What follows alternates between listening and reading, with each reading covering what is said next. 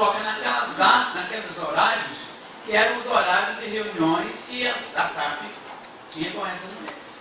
Então, não é questão do Ministério de Casais. Isso não me perdoe se eu toco. É uma forma de desmontar a sociedade. Porque a mulher pode ser utilizado assim. Alguns têm utilizado. Tem sido utilizado assim. Mas há também igrejas que têm. Por exemplo, eu vou citar uma igreja. Nós temos lá um grupo de quarta-feira, que é só de casais com crianças de 1 a 10 anos pedindo, por favor, nós estamos precisando e tal. Então, na quarta-feira, esse grupo reúne, mas isso não tem nada a ver com a sociedade. A sócia SAF vai na reunião da SAF, então não é uma coisa para desintegrar. Agora, tem que ter muito cuidado quando se faz uma agenda de trabalho com casais. É necessário, muito necessário, pelo menos é sobrevivendo, mas não pode interferir nas sociedades internas. Algumas igrejas estão fazendo isso, alguns pastores estão fazendo isso. Monta lá um plano de casais, nos dias é terrível. E marca, vocês põem exatamente no dia que tem as reuniões. É muito forte. Então tem duas situações. Existem dois lados da moeda. Dois lados. Camila, olha só, diz aqui a pergunta: vejo muitos jovens e adolescentes hoje sem visão espiritual. Será que o foco da UPA, consequência da mocidade, não deveria ser exatamente o despertamento espiritual dos adolescentes? Com certeza, sem dúvida alguma. Isso deve ser uma questão tratada nas igrejas e tem sido tratado, assim como o Alexandre disse que a gente não deve ficar apontando só os problemas, mas sim também dizer o que tem acontecido, o que tem dado certo. E tem sim acontecido, mas a gente vê muita gente que não tem isso. Mas eu, sinceramente, aqui na minha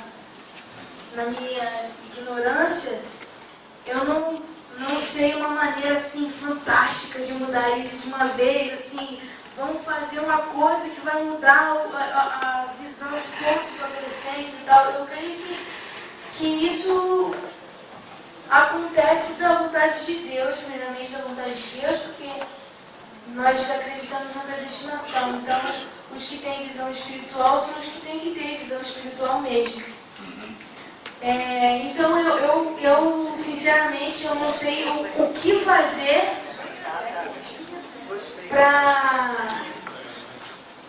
para mudar isso tudo. Assim. Eu creio que existem muitas situações em que pode ajudar. Por exemplo, liderança que se preocupe com isso, e que não se preocupe apenas com plenária, que não se preocupe apenas com programação, mas se preocupe com o dia a dia dos adolescentes,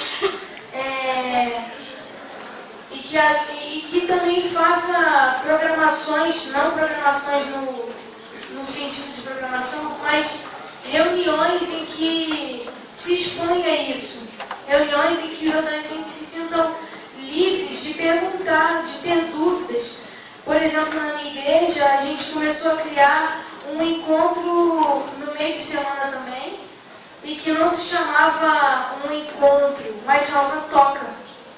A gente fez esse nome porque para os adolescentes se sentirem mais livres, mais relaxados, e para que outras pessoas de fora, que não sejam da igreja, também vinham ouvir a palavra de Deus na casa do nosso líder, e a gente se encontra lá toda semana.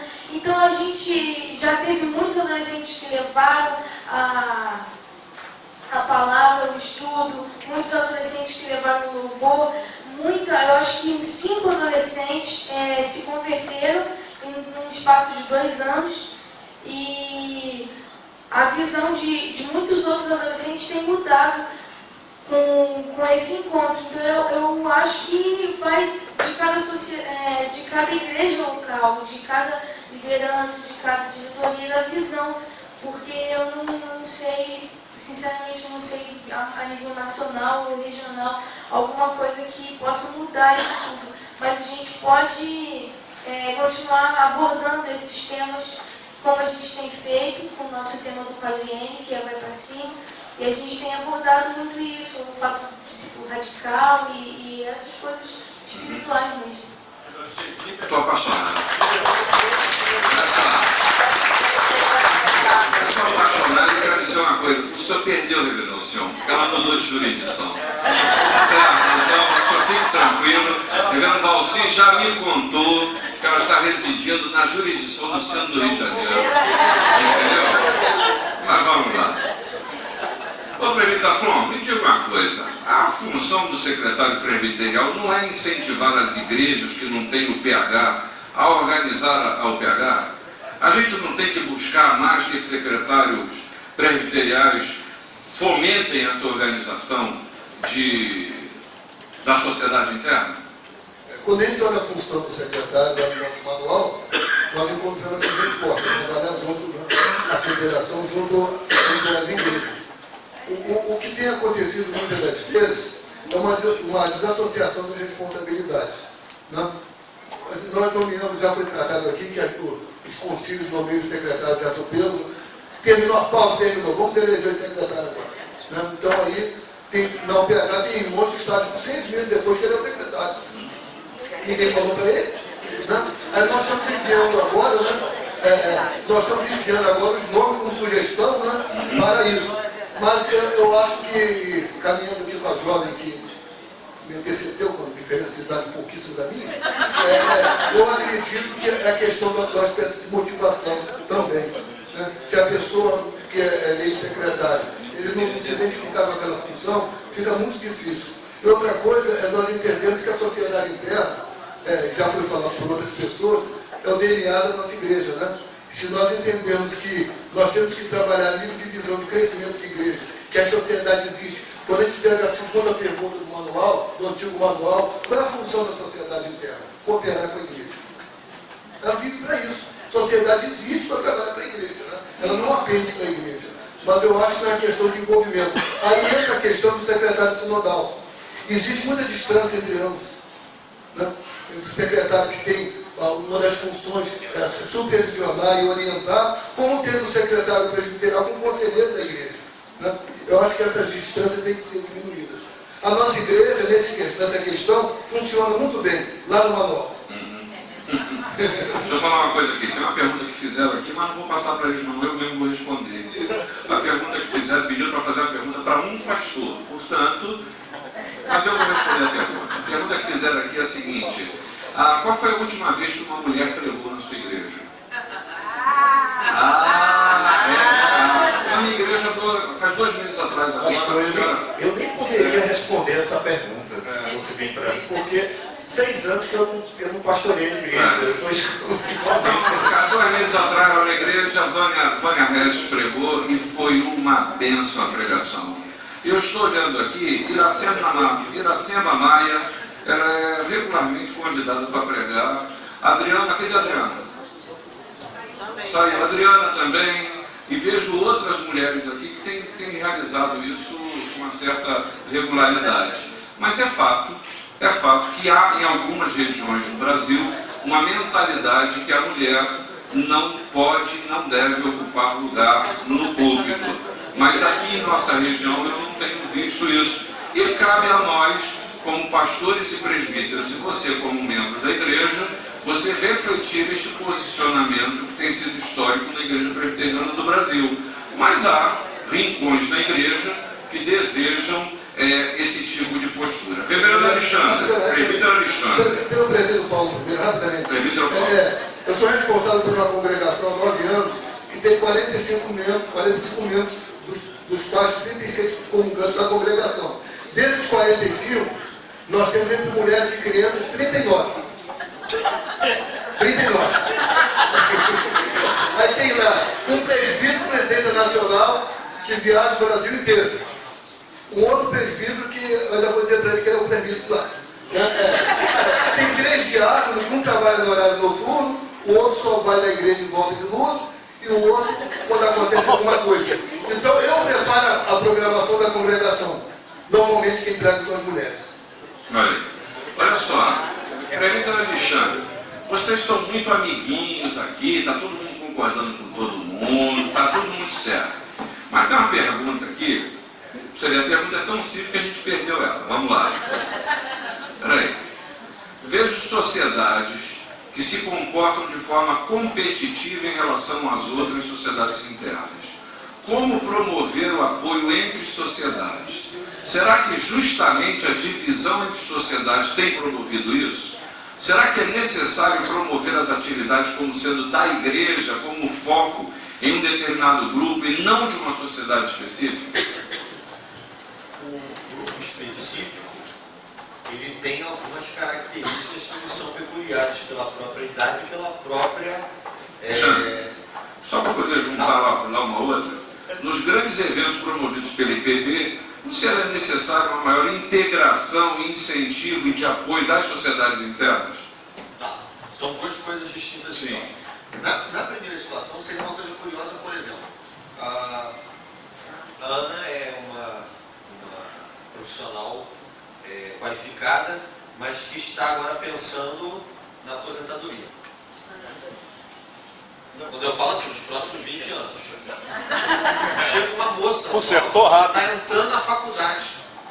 Como é que eu trabalho esse assunto profissional para duas pessoas em dois planos de vida totalmente diferentes uns dos outros?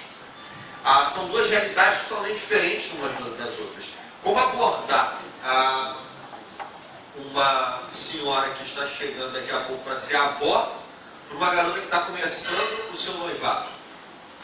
Obviamente que a senhora tem muita coisa para ensinar para a jovem, na vida que ela está começando, como esposa, como mãe, mas são necessidades de ouvir histórias, de ouvir uma abordagem diferente. Então eu vejo que a sociedade interna, ela ocupa esse espaço para que essas abordagens aconteçam. A Camilinha falou agora há pouco das necessidades de um adolescente, né? A amizade dela com a minha filha existe, e elas falam a mesma coisa. Elas estão pensando em como é que vão para a faculdade, que hora que o pastor vai abordar isso no público. Ela precisa de agora. Ela não pode ser um sermão que está na agenda para dezembro. Ela precisa dessa coisa agora. E isso, a sociedade interna, ela é mais ágil, ela é mais dinâmica em perceber isso nesse momento. Com relação à questão da IPB, a igreja, as sociedades internas estão preparadas. Elas só precisam ser convidadas. No dia que nós fomos convidados, nós vamos. A gente não pode forçar e dizer, queremos participar da organização. Igual dia 12 de agosto vai acontecer os 157 anos em Salvador. Se quiser ajudar a mocidade, ele está presente. Mas ninguém pede. Né? Mas se vocês pedirem ajuda para os 500 anos da reforma ano que vem, a Confederação Nacional já está se oferecendo agora para ajudar naquilo que for possível. E eu acho que as outras sociedades preparariam na mesma hora. Com o quê? O que a gente pode fazer? A mocidade, a Bíblia diz que o jovem é escolhido porque ele é forte. Chama a gente para carregar o piano, chama a gente para carregar as caixas, chama a gente para distribuir os folhetos na rua. A gente vai, ninguém quer ir lá para frente tocar, ninguém quer pregar, a gente quer ajudar. Então, na hora que chamar, pode chamar que a mocidade vai. Bênção pura. Reverendo Zé Roberto, duas para o senhor aqui. A ONU, olha o que ele está chegando, hein? A ONU, em pronunciamento nessa semana, questionou formalmente a Inglaterra, o Reino Unido, quanto à presença das crianças na igreja. Exatamente. Alegando que isso vai contra os conceitos de direitos humanos. A IPB, o CP, está preparada para essa realidade? Então, a igreja não está preparada para muitas realidades, tá? Não é só para essa, para muitas realidades. Isso realmente está impactando porque foi uma coisa recente, de ontem para cá ou de 2 dias para cá. É algo que está que vem com muita força para impactar.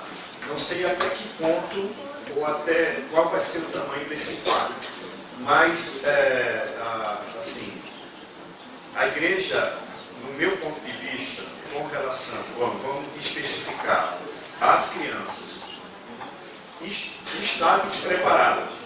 Olha, vamos lá. Deixa eu entrar em algumas nuances aqui mais íntimas, que eu tenho tido acesso. Por exemplo, eu tenho sido desafiado nessa minha função de secretário, a estudar e me capacitar mais no que diz respeito a como aconselhar, como acompanhar e como usar o aconselhamento bíblico pastoral a crianças vítimas de violência sexual, por exemplo, em que o agressor é o próprio pai, em que esse pai é membro de uma igreja. Essa não tem sido uma coisa corriqueira, assim, uma coisa esporádica. Isso tem sido algo corriqueiro que eu tenho descoberto nas minhas andanças pelo Brasil afora, que existe em todas as regiões. E que a igreja e o pastor ou os pastores não estão preparados para poder enfrentar essa nova realidade, essa situação.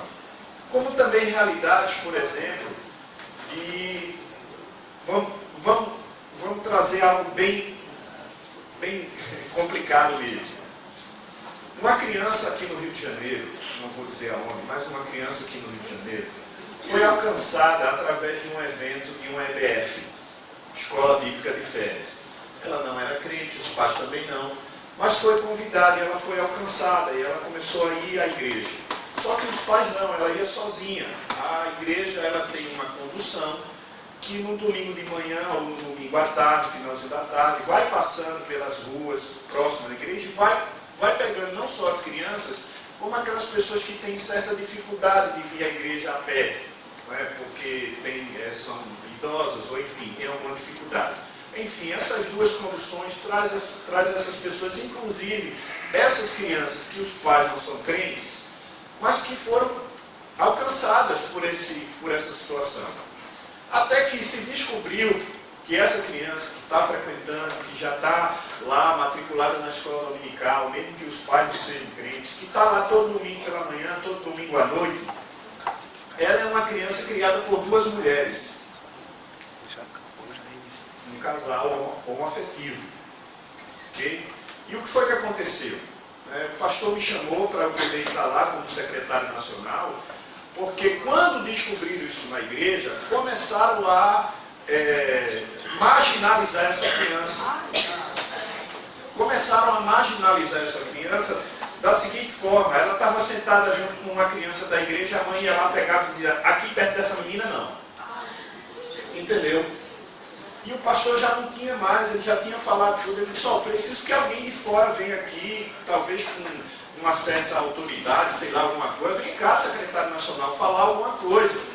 E a gente foi lá, eu fui lá, vi que as duas mulheres às vezes deixavam a criança lá na frente, quando a Kombi, o automóvel não podia pegar, deixava lá na frente da igreja, ela entrava e eu disse assim: olha gente, quando é que nós vamos estar preparados para isso? Porque a gente não concorda com o pecado lá, entendeu? Mas a porta da igreja tem que estar aberta para o pecador, seja ele quem for, porque eu também sou. Eu sou ainda, porque todos ainda continuam sendo pecadores, restaurados, regenerados, mas o pecado continua. Mas eu fico, quando vem uma pergunta dessa, eu digo: olha, isso é muito mais amplo, isso é muito mais sério. E aí, né? Faça a pergunta. Não, porque é nesse esteio em outra realidade. Pastor José Roberto, na cidade do Rio, muitas igrejas estão situadas em áreas de risco ou em comunidades, vivenciando tiroteios, invasões, crianças com pais envolvidos com droga. Pergunto, como lidar com essa situação? Como preparar o líder do trabalho infantil para lidar com essas crianças? Bom, a gente... É o mesmo? Exato, é a mesma situação. Nós precisamos entender que a igreja está inserida nesse novo contexto e nessa nova realidade. Lembra que eu falei para vocês desde o início que talvez alguma das dificuldades que as sociedades internas tiveram e hoje estão enfraquecidas deve-se talvez à situação, não só as sociedades, mas também a igreja, de não ter percebido que as coisas estão mudando, as realidades estão mudando, seja de comportamento, seja de relacionamento, seja da maneira de falar e de agir. Então nós precisamos capacitar a nossa liderança. O que é que eu tenho feito? Eu não tenho confederação nacional, até porque eu não posso ter, e eu já entrei em contato com juristas, com pessoas da área da justiça, do direito, advogados, juízes, dizendo assim, continue não tendo, porque essa é uma situação muito complicada, porque você precisa, por uma confederação nacional, por exemplo, ter, quando reunir crianças do Brasil inteiro, documentos que autorizem pelos pais e pelos responsáveis que essas crianças se desloquem do ponto A para o ponto B. E aí é muita responsabilidade em cima das suas costas. Só para os irmãos terem uma ideia, em Florianópolis tem uma igreja sendo processada exatamente por isso. Sendo processada não, já foi processada, já foi condenada, e a IPB teve que pagar por isso. E o pastor teve que passar quase um mês escondido, porque senão a comunidade que não entendeu a situação. E qual foi a situação? Uma programação de crianças e adolescentes numa praia, uma criança que não era da igreja foi convidada a essa programação, e o que foi que aconteceu? Uma fatalidade, ela morreu afogada. Não se tinha autorização dos pais, não se tinha nenhum documento comprovando de que o pai autorizou aquela criança a ir para aquela programação, e está aí hoje a situação. Então, quando a gente trabalha com criança, a gente trabalha num nível diferente. Então, o que eu entendo é que precisa de capacitação. Pessoas capacitadas para que dentro da igreja ajudem o pastor. Eu sei que existe às vezes muito receio de chamar psicólogos, chamar administradores, para não misturar a psicologia com a espiritualidade ou com a religiosidade.